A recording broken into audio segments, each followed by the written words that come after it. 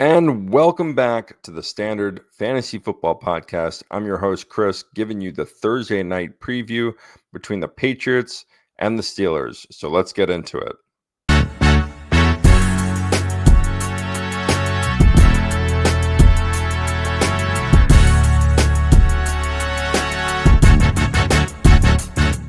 All right, guys, this is not a thrilling matchup. A really good defensive battle between these two teams with just terrible offenses and injuries to key positions. The Steelers are going to be without Kenny Pickett, and the Patriots are going to be without Rhamondre Stevenson. There are still some guys that we think are viable starters in these games. However, the vast majority of guys, especially some big playmakers, I'm going to say go ahead and sit, especially in a must-win Week 14 matchup. For most of you, this is the last week of the regular season. This is nut up or shut up time. You're getting into the playoffs or you're sitting out and you're watching. For our league, it is a wild card week, so the top 6 teams have buys. It's a pretty interesting setup. We'll go into that in the offseason. Jono and I will discuss and show how our league is set up. I do like it. It makes a lot of it gives a lot of competitive nature to, especially for like the bottom half of the league, where there's maybe 3-4 teams there that are borderline playoff contenders. The records might be the same as some playoff teams, but they just don't make the cut. We have a nice little play-in game for them.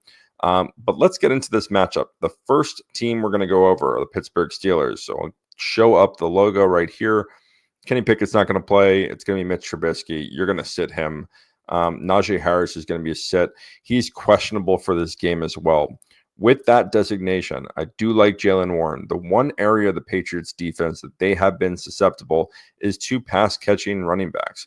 Jaylen Warren's looked great out there. He's looked explosive anytime he's touched the ball, and he does have big playability. If he is shouldering the work for this rushing attack with Mitch Trubisky, I do really like him in this matchup. Even if Najee goes, it is a knee injury, knee or quad injury that he is nursing, and he hasn't practiced this week yet. So I would say he's listed as questionable, but I would say he's more than doubtful. And if he does even go, I don't really like him just because he's going to be splitting a lot of touches, and this is a good defense against the run. The thing about both these defenses is that they're really good against pretty much every position. Both of them are the top half of the league in terms of position against a running back, position against a quarterback, and position against wide receivers, and even position against tight end. I will say that if for the Steelers, I'll throw that back up. I do like Pat Freiermuth in this game. I do think that he's going to be a big safety valve. I see Deontay Johnson having a high reception game in this one. I just don't think it's going to equate to a lot of yards. The Patriots have been really good against just limiting offense's yardage. I mean, look, they limited last week the Chargers to 6 points, and that's a good offense right there. I don't think the Steelers are as good with Mitch Trubisky coming in against this good defense. I do think he's going to struggle to throw the ball. If you guys play in a league where there's punters, roster one of these guys. Play one of these defenses. Both these defenses are going to be starts for us. The Steelers in particular, I do really like them in this matchup against a beat up Patriots offense that is just struggling to do anything with the football. Going back to the Patriots or the Steelers, the Deontay Johnson, George Pickens, I have them both as sits. I just don't think that there's production there at the wide receiver position for them to even. I think this is going to be a relatively low-scoring game, and if there's going to be points scored, I think it's going to be from the running back position and with Jaylen Warren. And Freiermuth is going to be just a safety valve that should get some hard yardage against this Patriots defense. I don't trust either one of these receivers out there, and you shouldn't either in a must-win game. If you're in a game where it's really not going to, there's a lot of people that are playing this week that it's not going to affect their standing. They're going to be in the 3 seed or the 4 seed, wherever it may be. But if this is a must-win game, I'm staying away from any of these receivers. I know Deontay's been really good as of late. The last couple of weeks, he's thrown up some solid numbers, but I don't see him having 80 in a touchdown. If he does score a touchdown by a chance, I think he's going to be limited to maybe 40, 50 yards. The Patriots just don't give up a lot of yardage, especially to the wide receivers. They'll go and say George Pickens is going to beat them, or they're going to make Mitch Trubisky beat them with throws, and he hasn't proved that his entire career that he's been capable of doing that and sustaining an offense. So we'll move along to the Patriots. But before we do, don't forget, like and subscribe, hit that notification button to stay up to date with all of our content that drops. Again, we drop 3 episodes a week. Go ahead and take a look. Support the channel. We appreciate it. When this is our first year doing this, I know there's a lot of bumps, bruises along the way, but we're in it. We are sticking to it, and we're going to be back in the off season to talk about more of the drafts and new faces, new places, all the stuff going on. So stay up to date, hit that notification button, do some brothers a favor, and like and subscribe, please. So moving on to the Patriots. Mac Jones, obviously he's up here. He is probably not playing. It's going to be Bailey Zappi, and you're not playing him either.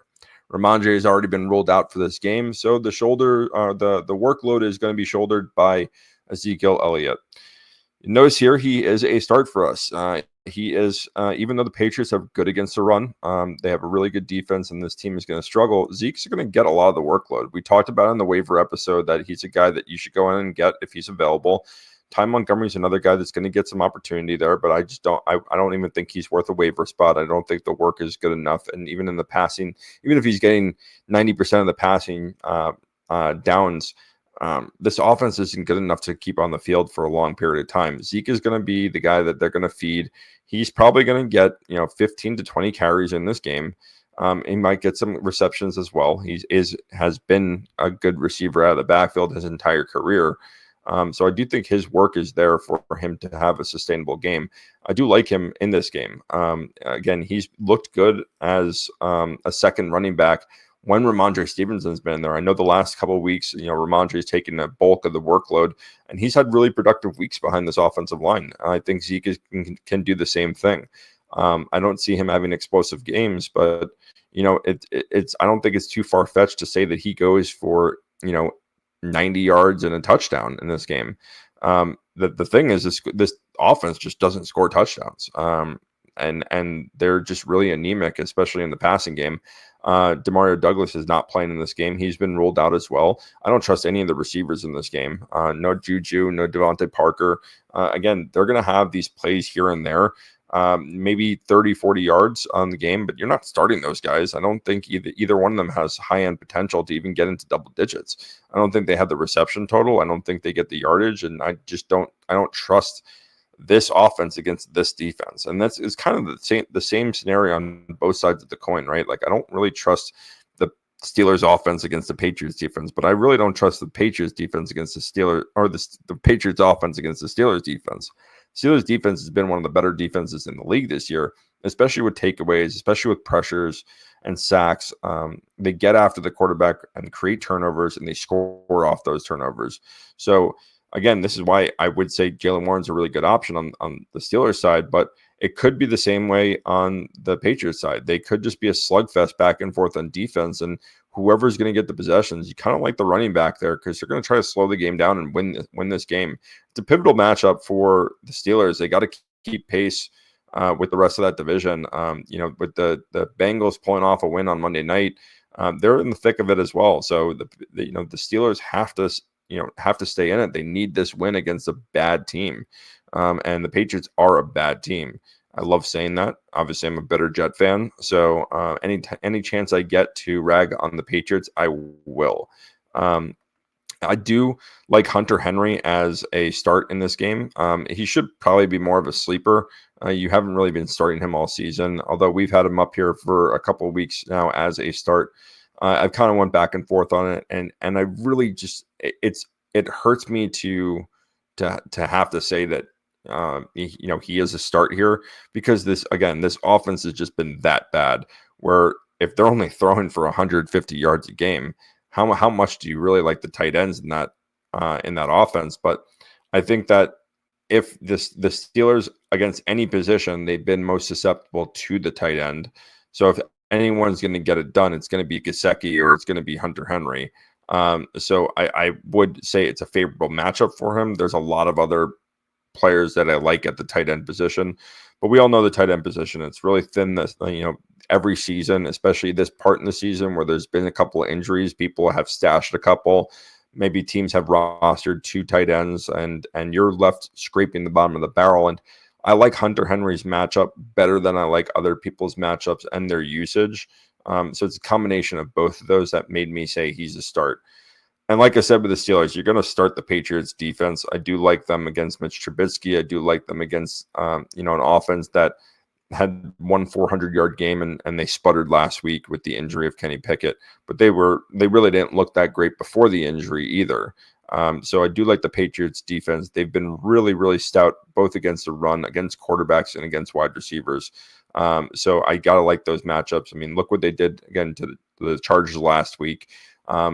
Every week, it just seems like they're playing really, really good defense. I mean, they've let up 26 points in the past 3 games and lost all of them. I mean, it's not the defense that's hurting them.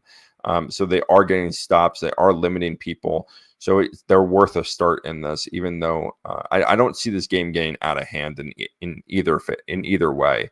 I do see that it's going to be kind of a defensive battle, more ground and pound.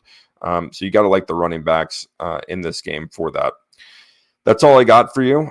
Good luck in your matchups. Again, if you have any questions, comments, people that you should pick up, start sits questions, go ahead and leave a comment, drop a comment below. Reach out to us on our social media. The handles are down below. Those are our personal ones. You can reach us at the Standard FFP on Instagram and on Twitter. Go ahead and reach out if you have any questions on it. Otherwise, good luck. Hope you win your matchups, make the playoffs, and do these guys some service. And if we helped you along the way, give us a shout. Have a good one, guys.